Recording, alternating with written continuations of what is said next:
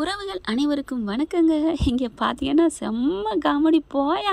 நேற்றுலேருந்து இந்த போயா வார்த்தை தாங்க ஓடிட்டுருக்கு. நாத்தனா பார்த்தீங்கன்னா அண்ணன் பொண்டாட்டி கூப்பிட்டுட்டு இந்த மாதிரி சொல்லிட்டாரு, உங்கள் அண்ணன் இந்த மாதிரி கஷ்டப்பட்டு வந்ததை பார்க்க எனக்கு சந்தோஷமாக இருந்துச்சுன்னு ரேவதி சொல்ல, அந்த பொண்ணு பார்த்தீங்கன்னா அவ்வளோ சந்தோஷப்படுது மலர்.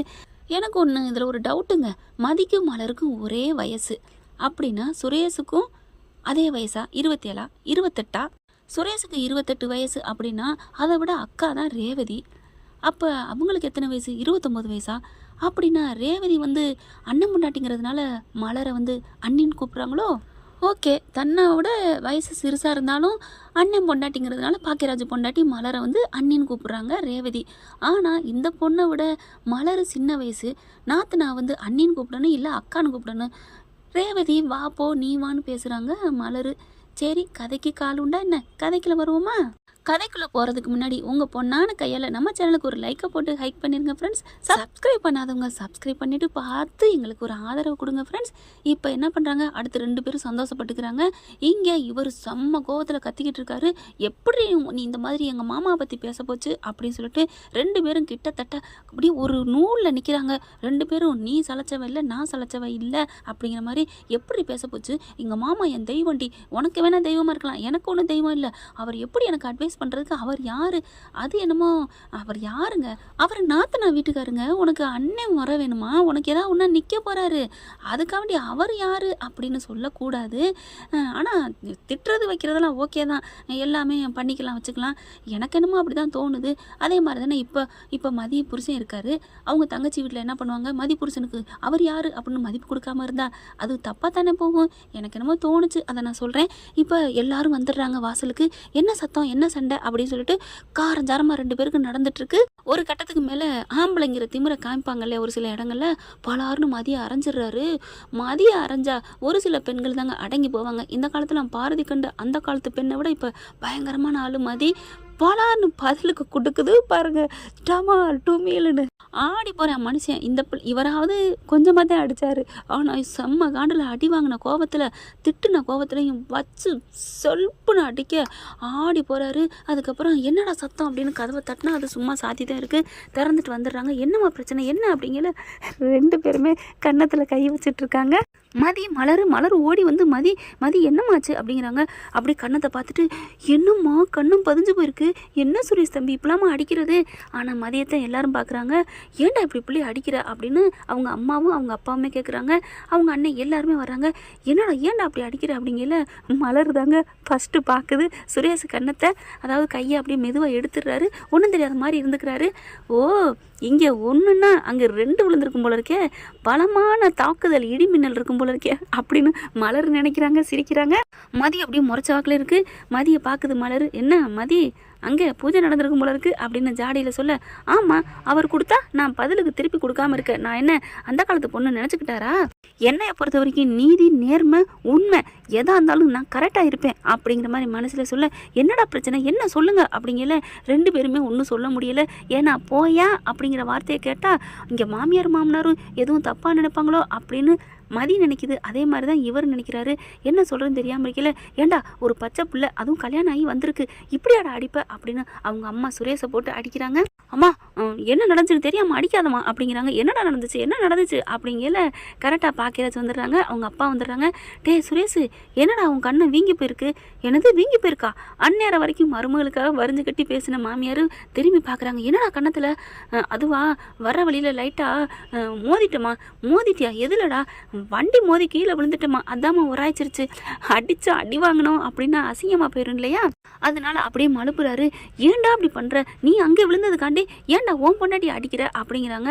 மதி என்ன பண்ணுது, அத்தை நான் என்னன்னு சொல்கிறேன் அப்படிங்கிற. ஏய் நீ சும்மா இருடி, நீ ஒன்றும் சொல்ல தேவையில்லை, நான் சொல்லிக்கிறேன் அப்படின்னு சொல்லிட்டு, அம்மா வண்டி வரையில் விழுந்துட்டேம்மா, இவதாம்மா அழப்பிக்கிட்டே வந்தா, அதனால தான்மா நான் திட்டுனேன், அதுக்காகத்தான் இவ கோவப்பட்டு கத்துனேன், வேற ஒன்றும் இல்லை அப்படின்னு மழுப்புறாங்க. ஆனால் மலர் பார்த்தா அப்படி தெரியலையே, அதுக்கு போய் ஏன் மதியம் அடிச்சிங்க அப்படின்னு சொல்ல, அது அப்படிங்கல என்ன நடந்துச்சு சொல்லுங்க அப்படிங்கிறாங்க. ஒன்றும் இல்லை, அது விடு அப்படின்னு சொல்ல ஆரம்பிக்கிறாங்க. அதுக்குள்ளே இங்கே மலர் என்ன பண்ணுது, அதுக்கு சண்டை ஆரம்பித்த கையோட ரேவதிக்கு கால் பண்ணி சொல்ல, ரேவதி என்ன பண்ணுது, புருஷன்ட்ட சொல்லுது, அங்கே என்னமோ சரியான சண்டையாம், அடிச்சுக்கிட்டாங்களாம், பிடிச்சிக்கிட்டாங்களாம் அப்படின்னு சொல்லவும், ஐயோ இந்த போயாண்ட சொன்ன வார்த்தையை போய் வீட்டில் சுரேஷ் சொல்லிட்டானோ, அவன் சும்மாவே இருக்க மாட்டானே, ஐயோ அந்த வீட்டில் எனக்கு மதிப்பே இருக்காதே, ரேவதி வாடி அப்படின்னு சொல்லிட்டு வண்டி எடுக்கிறாங்க. என்னங்க வா நம்ம போகணும், எதுக்குங்க, அந்த வீட்டில் ஒரு பிரச்சனை நம்ம தாண்டி போய் பார்க்கணும் அப்படின்னு சொல்ல, இல்லைங்க சமைக்கணும், சாம்பார் வைக்கணும், சாம்பார் சாம்பார் சாம்பார்னே சொல்லிட்டு இருப்பா, வண்டியில் ஏறடி அப்படின்ட்டு வண்டியில் ஏறங்காட்டுமே வண்டி எடுக்கிறாரு. எங்க அப்படிங்கல, ஐயோ வண்டியில் வந்து உட்காரடி அப்படின்னு சொல்லிட்டு உட்கார வச்சுட்டு பறந்து அடிச்சுட்டு 10 நிமிஷத்தில் வராங்க. இங்கே வீட்டுக்கு வந்தால் இங்கே பயங்கர சண்டை நடந்துட்டுருக்கு. என்ன பண்ணுறாங்க மதி, இங்கே பாருங்க அத்தை, இவர் கூடலாம் என்னால் குப்பா கொட்ட முடியாது, நான் கிளம்புறேன் அப்படின்னு சொல்லிட்டு வேகமாக கிளம்புதுங்க. வீட்டை விட்டு கிளம்பி வாசலுக்கு வர கரெக்டாக ரேவதியும் அவரும் வந்துடுறாங்க. தங்கராஜும் என்ன பிரச்சனை, என்ன சண்டை அப்படிங்கல, ஏன் மாப்பிள்ள கேட்குறீங்க, கொஞ்சம் கூட இங்கே ஒருத்தோட விட்டு கொடுத்து போக மாட்டேங்கிறாங்களே, ஒரே பிரச்சனை, இவ ஒன்று சொல்ல அவ ஒன்று சொல்ல, நீங்கள் ஒன்று சொன்னால் அதை ஒன்று பிடிச்சிக்கிறாங்களே அப்படிங்கிறாங்க. என்னதான் பிரச்சனை, ஏண்டா என்னை வந்து போட்டு கொடுத்துட்டியா, ஏம்மா மதி அங்கே நடந்து இங்கே வந்து சொல்லிட்டீங்களா, இப்போ என்ன, நான் உனக்கு அட்வைஸ் பண்ணேன் அவ்வளோதான், அதுக்காண்டி போயான்னு நீ சொல்லிட்டு வருவியா, என்னது போயான்னு சொல்லிட்டு வந்தாளா, என்ன மாப்பிள்ள சொல்கிறீங்க அப்படின்னு சொல்ல, என்னது அவள் போயான்னு சொன்னதை மதி சொல்லலையா, மாப்பிள்ள நீன்னு சொல்லலையா, கிழிஞ்சிச்சு மாமா நீ வேற, நானே சமாளிச்சுட்டு இருந்தேன், வந்து கடைசி நேரத்தில் மூக்கோட சுட்ட மாதிரி பண்ணிவிட்டியே, என்ன மாமா நீ போ மாமா அப்படின்னு திரும்புகிறாரு. அதுக்கப்புறம் என்ன ஆச்சு அப்படின்னு கேட்குறாங்க. என்ன மாப்பிள்ள பதில சொல்லுங்க, அவள் உங்களை போயான்னு சொன்னாளா, ஆமாத்த அப்படிங்கிறாரு. மதி அவரை போயான்னு சொன்னியா, ஆமாம் என்னை ரொம்ப பேசினாரு அதனால் போயான்னு சொன்னேன். ரேவதி உடனே போயான்னு சொன்னியா, என்னம்மா சொல்ற, ஆமா. மலர் உடனே போயான்னு சொன்னாலா, அண்ணனை பார்த்து போயான்னு சொல்லலாமா அப்படிங்கிற சுரேஷை பார்க்குறாங்க. ஏன் தம்பி போயான்னு சொல்லியிருக்கிறா, நீ வந்து அதுக்காகத்தான் அடிச்சியா அப்படின்னு கேட்க, ஆமா என் மாமாவை போயான்னு சொல்றதுக்கு இவ யாரு, அதனால தான் இவளை அடிச்சேன், அதுக்கு இவ பதிலுக்கு என்ன அடிச்சிட்டா, என்னது ஒன்று அடிச்சிட்டாளா, ஆமாம்மா அப்படின்னு சொல்லி கட்டி பிடிச்சி அழுகிறாரு. ஏண்டி என் பிள்ளைய அடிச்சியா, என் மாப்பிள்ளைய போயான்னு சொன்னியா, ஆமா என்னை ரொம்ப பேசினா போயான்னு தான் சொல்லுவேன் அப்படின்னு எல்லாரும் போயான்னு சொல்ல, ஐயோ எல்லாரும் நிறுத்துறீங்களா அப்படின்னு காதை பொத்துறாரு தங்கராசு. என்ன மாப்பிள்ள என்னாச்சு, அவளாவது ஒரு வாட்டி தான் அங்கே சொல்லிட்டு வந்தா, மாப்பிள்ள 2 வாட்டி அப்படின்னு சொல்ல, சரி 2 வாட்டி தான் அவள் சொல்லிட்டு வந்தா, ஆனால் இங்கே எல்லாரும் 100 வாட்டி சொல்லிட்டீங்களே, என் காதில் என்னமோ மாதிரி ஊத்துற மாதிரி இருக்கு, ஈயத்தை கச்சி ஊத்துற மாதிரி இருக்குதா அண்ணே அப்படின்னு மலர் சொல்ல, நீ வேற அப்படின்னு சொல்லிட்டு, சே நான் ஏதோ ஒரு பிரச்சனை, ஏண்டி ஒழுங்கா கேட்க மாட்டியா, இல்லைங்க ஏதோ சண்டைன்னு தான் சொன்னாங்க அதனால தான் உன்னை அப்படின்னு சொல்லி அடிக்க போகிறாரு. மாப்பிள்ள என் பிள்ளைய அடிக்காதீங்க மாப்பிள்ள அப்படிங்கிற மலர் பார்க்குது. ஏத்த உங்கள் பிள்ளைய அடிக்கிறதுக்கு முன்னாடியே நடுங்குறீங்க, அப்படி தானே மதியம் அவங்க அம்மாவும் அப்படி தானே வளர்த்துருப்பாங்க அப்படிங்கிற பார்க்குது.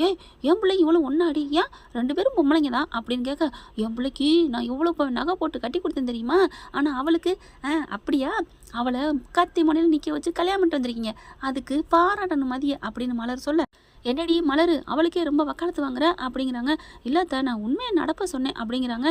இருந்தாலும் ஏமதி நீ போயான்னு சொல்லியிருக்கக்கூடாது, அண்ணன் எவ்வளோ பெரிய நல்லவர் அப்படின்னு சொன்னோன்னே, இனிமேல் நான் போயான்னு சொல்ல மாட்டேங்கா, நிறுத்துறீங்களா அப்படின்னு கத்துறாரு தங்கராஜ்.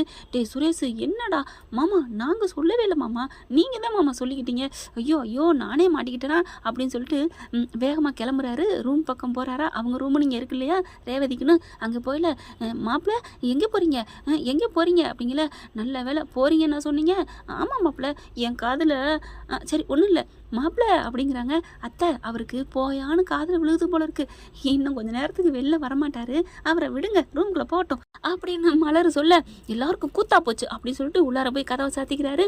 அதுக்கப்புறம் ஏண்டி என் பிள்ளைய அடிச்சியா நீ அப்படின்னு சொல்ல, ஏமா உன் பிள்ளைய அடித்தோன்னே வேகமாக வர்றேன், அப்புறம் பார்த்து பாவம் இல்லையா சுரேஷ் அடிச்சிருக்கான்ல, ஏண்டி உன் தம்பி அடிச்சிருக்காடி, அதுக்கு என்ன பண்ணுறது, அவன் அடித்ததுக்கப்புறம் தானே அடிச்சிருக்கிறா, நீ போமா அப்படிங்கிறாங்க. எல்லாம் ஒன்று சேர்ந்துட்டீங்களடி வச்சுக்கிறேன்டி அப்படின்னு சொல்லிட்டு, நம்ம மகாநதி சீரியல் போட்டிருப்பாங்க நான் போய் பார்க்க போகிறேன் அப்படின்ட்டு போகுது. நல்ல வேலைங்க நாட்டில் வீட்டில் சீரியல் பார்க்குறதுனால பிரச்சனைகள் நிறைய தீருதுன்னு சொல்லலாம். அதுக்கப்புறம் எல்லாம் போயிடுறாங்க, 3 பேரும் சேர்ந்துக்கிறாங்க. வா அப்படின்னு மலர் ரூம்குள்ளே போயிட்டு கதவை சாத்திட்டு 3 பேரும் ஐஃபை அடிச்சுக்கிட்டு கை கொடு மதி அப்படின்னு சிரிச்சு மாலை முடியல மெத்தையில் உருண்டு சிரிக்குதுங்க ரேவதி. அக்கா உங்களை உங்கள் வீட்டுக்காரரை திட்டினேன்னு கோவம் இல்லையா, அப்படின்னு சொன்ன கையோட கோவமா எனக்கா யாருக்கு நம்ம பண்ண முடியாத அடுத்தவங்க பண்ண நான் சந்தோஷப்பட்டுக்கிட்டு இருக்கேன். கொஞ்சம் வருத்தம் தான் இருக்கும், இருந்தாலும் இதனால அவரோட இழப்பு ஒன்றும் பெருசு இல்லைல்ல. ஆனாலும் மனசு நோகடிக்குதுல, எல்லாரும் மனதையும் நோகடிச்சார்ல, அது வரைக்கும் எனக்கு சந்தோஷம் மதி அப்படின்னு கை கொடுக்குறாங்க. மலரும் ஐஃபை அடிச்சுக்கிறாங்க, கதவை தட்டுறாங்க. ஐயோ இப்போ என்ன பண்ணுறது, யாரோ தட்டுறாங்களே, என் வீட்டுக்காராக தான் இருக்கும், அதனால் நீங்கள் பயப்பட வேணாம் அப்படின்னு மலர் சொல்ல, அக்கா உங்கள் வீட்டுக்காரரு உங்களுக்கு நல்லா நடந்துக்கிறாருல, எனக்கு ரொம்ப சந்தோஷமாக இருக்குக்கா அப்படின்னு மதி மலரை பார்த்து சொல்கிறாங்க. அடுத்து பார்த்தீங்கன்னா சுரேஷ் வந்துட்டு செம்ம கோத்தில் அங்கிட்டு இங்கிட்டு நடந்துட்டு இருக்காரு. இந்த வீடியோ உங்களுக்கு பிடிச்சிருந்தா தயவு செய்து லைக் பண்ணுங்க. இன்னும் அப்டேட்ஸ்க்காக சேனலை சப்ஸ்கிரைப் பண்ண மறக்காதீங்க. நம்ம கிட்ட இருக்க எல்லா சேனல்ஸோட லேட்டஸ்ட் வீடியோ அப்டேட்ஸ்க்காக மேல ரைட் சைடுல காட்டுற லிங்கை கிளிக் பண்ணி வாட்ஸ்அப் குரூப்ல ஜாயின் பண்ணுங்க. உங்களிடம் விடைபெறுவது நான் உங்கள் மெஹர்.